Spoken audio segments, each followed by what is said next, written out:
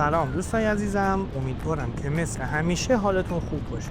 من مرتضی هستم و امروز قراره با هم گردشی داشته باشیم در جاده برفی ماسوله. امروز جمعه 26 بهمن ماه و ساعت حدود 9:30 صبح. شهر تاریخی ماسوله یکی از دیدنی‌ترین جاهای شهرستان فومن، استان گیلان و شمال ایرانه. همه اونو با خونه های پلکانی و طبیعت زیبا و جذاب اون میشناسن. قبلا ولاگ هایی از این شهر زیبا رو در کانال قرار دادیم: گردش در ماسوله بهاری، گردش در ماسوله تعطیل و گردش در شبهای زیبای ماسوله که همه اونها در پلیلیست شهر فومن کانال ما موجوده. لینک این ولاگ ها رو براتون در قسمت توضیحات همین ویدیو قرار دادم. امروز هم تصمیم گرفتیم که از ماسوله برفی و سرد براتون یه ولاگ تهیه کنیم. البته این ولاگ مربوط به رانندگی در جاده و گردش در بخش‌هایی از اونه و ولاگ اصلی گردش در شهر ماسوله رو به زودی در یک ولاگ جدا در کانال قرار خواهیم داد. پیشنهاد میکنم تا آخر این ولاگ با ما باشید. ماسوله شهری در بخش سردار جنگل شهرستان فومن که در جنوب غربی استان گیلان در 36 کیلومتری شهر فومن و در 60 کیلومتر مرکز استان گیلان یعنی شهر رشت قرار دارد. به خاطر ارتفاع زیاد این بخش در روزهای زیادی از سال بارانی، برفی، مه‌آلود و سرده. این شهر زیبا در سال 1354 هجری جزو آثار فرهنگی و طبیعی به ثبت رسید. بازارچه زیبای ماسوله، آش رشته، آش دو، باقلای تازه و داغ و شیرینی‌های محلی از جاذبه‌های دیگر و دوست داشتنی این شهرند. آبشار زیبایی هم در چند قدمی این شهر قرار دارد. مردم شهر ماسوله طالع سبانند. عمده درآمد آنها علاوه بر محصولات کشاورزی و داروهای گیاهی از راه گردشگری به دست میاد. اگر به دیدن زیبایی‌های استان گیلان، جاهای دیدنش و بازارهای محلیش علاقه دارید، حتما کانال ما رو سابسکرایب کنید. در ضمن لایک و حمایت از ما فراموش نشه. هر یک شنبه و پنجشنبه هم ولاگ جدید میذاریم. امیدوارم که از این هوا، این گردش لذت ببرید.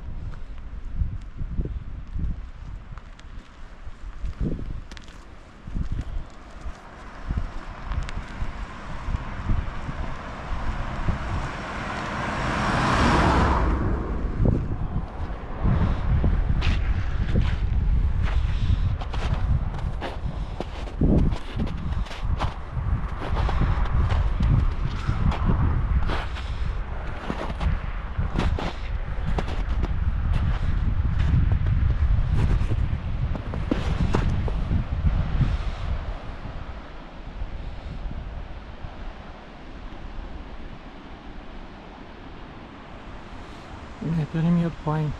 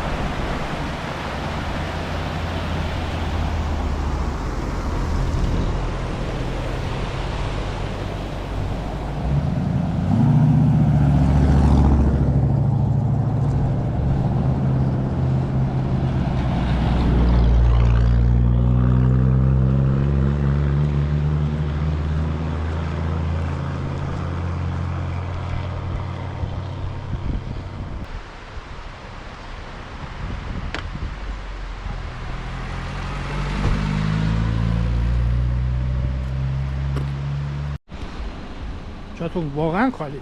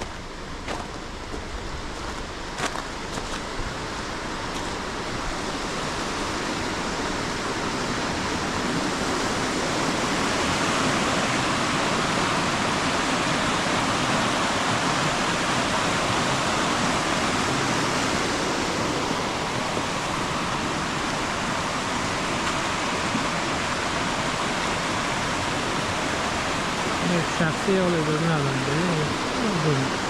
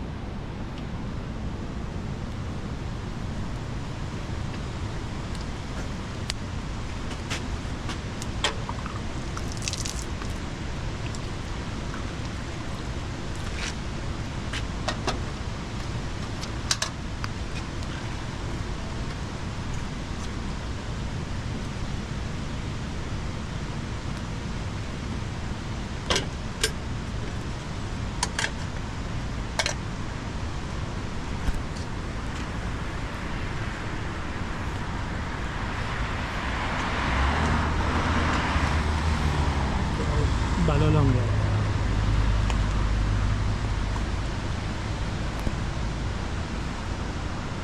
لارچشمه.